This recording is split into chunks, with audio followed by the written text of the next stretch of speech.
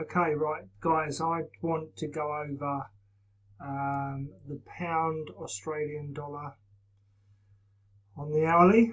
I do hope that this is still recording. I'm trying something a bit funky. Okay, right, so we have the pound Australian dollar on the hourly, and I just want to raise your attention to this red line here. What we have is we have price attack that line. Oh, there's no line there. We have price attack that area, and it pushes through. So we can see it pushes through here, and it bounces back up, and it starts attacking the line from underneath. So we have resistance turned support.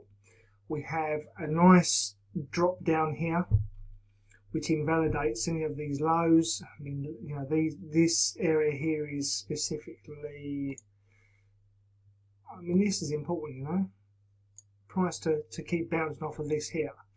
So we've engulfed this. So that's what I want to show you, our area of interest there on the hourly. Obviously we hit here again, and this was today, and this was the subject what we're going to look at, and we're going to look at the 5-minute chart hopefully in a minute, and we can see the reaction to that, the fact that it was a flip zone, it engulfed out. It shows some relevance and importance. We're looking for a reaction again on this 1 hour chart of this red line, and you can just see that it's clearly an area that's been respected. So let's have a look at this. Okay, so what I want to do now is go down to the 5-minute, and I'm going to put out my tools again. Okay, so we have tools. Let me just set a couple of things. Okay, right, so we have the initial burst up here from the morning, London Open.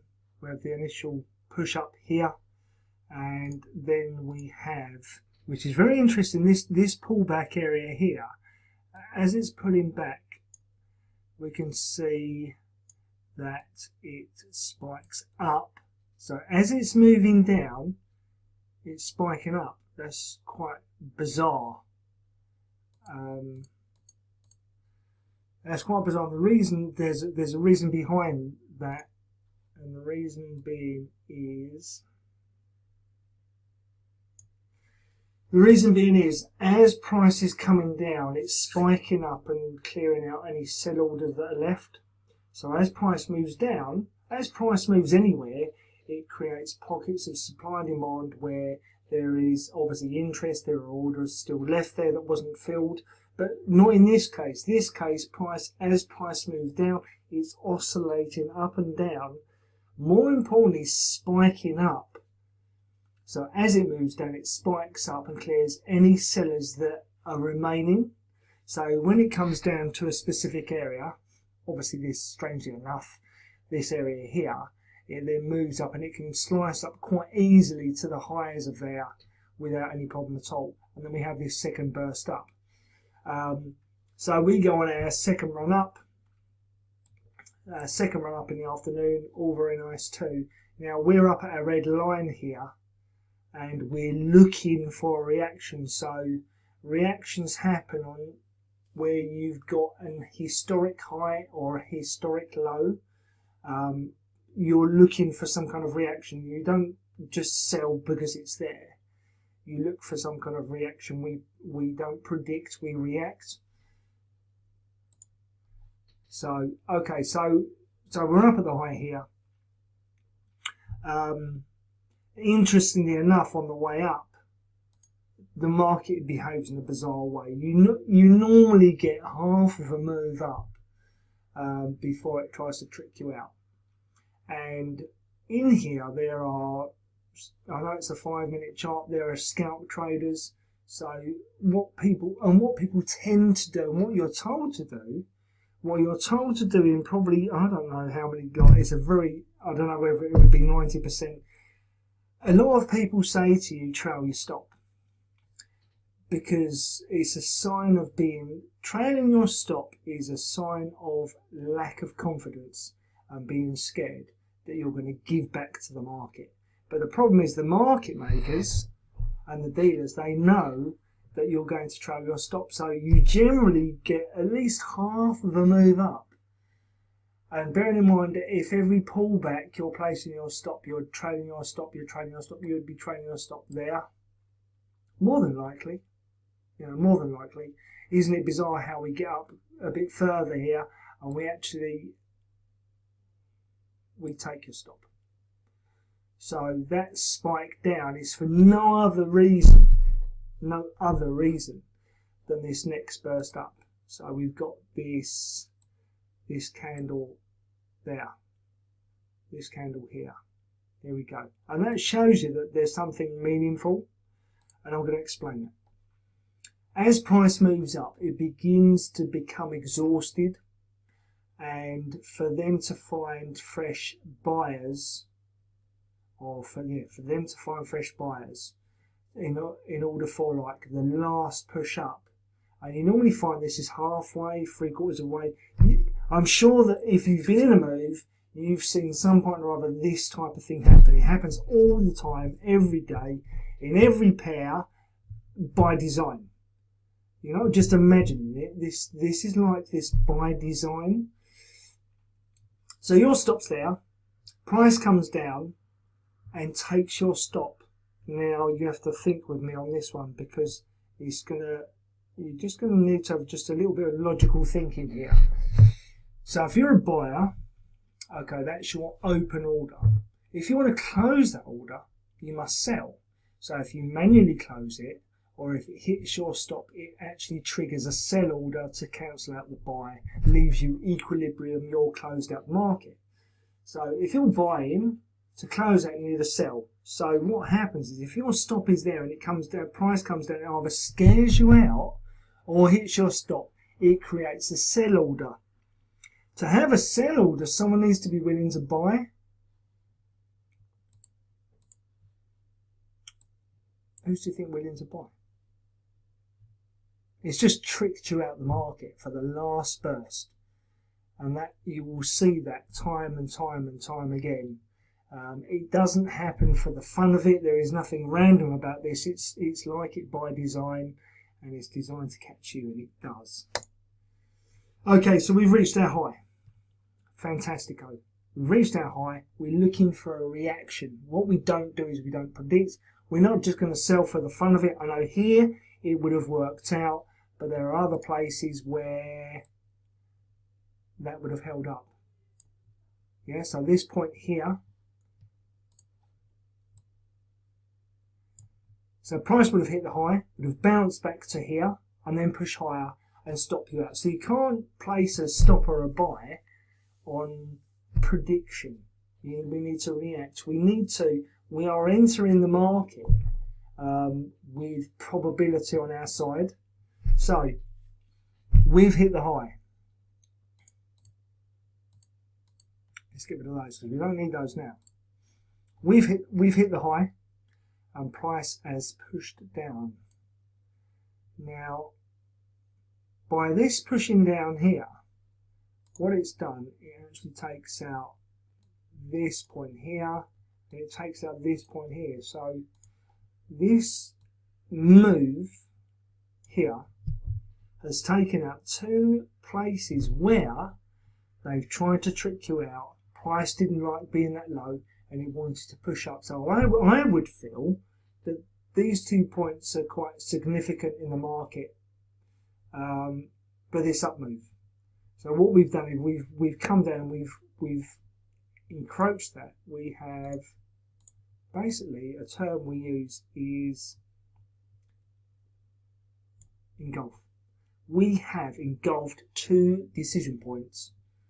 So we've engulfed those decision points. These orders or these areas of interest are now gone. The traffic is now gone. So we need to look at these small swing points as traffic.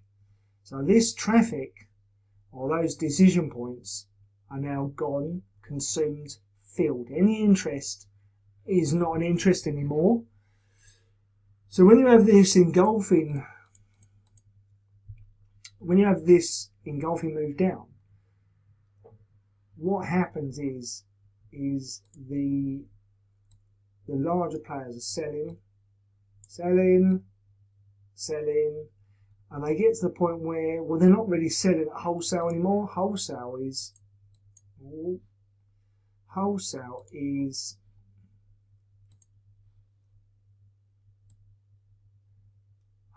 up here.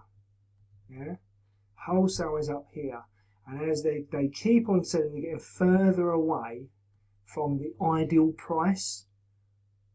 So as price comes round and engulfs, what we have is whether you see a breakout, whether you see a trend, like if you've drawn a trend line and it breaks out, providing it's confirmed, it will pull back on itself. And the reason it pulls back on itself is to trick you to think that it's going in a different direction to fuel their orders on the other side. So after we have this engulf down here, what happens is what happens here, that's interesting. What happens here is we pull back. So after we engulf, we pull back to wholesale. It's like this engulfing pattern is kind of, it plays a purpose. So it's kind of like their first lot of selling. It's their first lot of selling, but also it clears any traffic. And I would say that it's a signal that, hey guys, we're going down. Because you can't call each other. I mean, like, you know, the top players in the market aren't allowed to call each other. So how would you show it? How would you show that we're going to reverse price? Without making something obvious to the SEC or wherever, should you show it on the chart? I mean, is that a possibility? I'm just running things by you, and I am looking to the logic thinking side of your mind. Let's get emotion out of here. Emotion has absolutely no place in the market, because the people that drive the market have no emotion. It's logical, it's mathematical.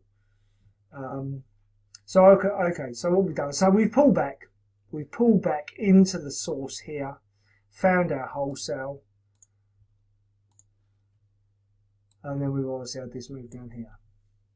Now for me, once we've engulfed down to here, all this is done. It's all done. All the traffic is done.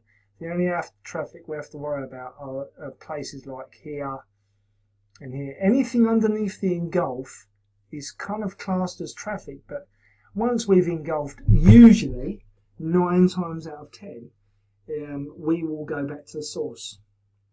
The source is here. Excuse the pink box. Excuse the pink box. The pink box is for the girls of you. The girls that are out there that like to use boxes. This is a pink one. So we have prices actually ended up at the source. So it was never going to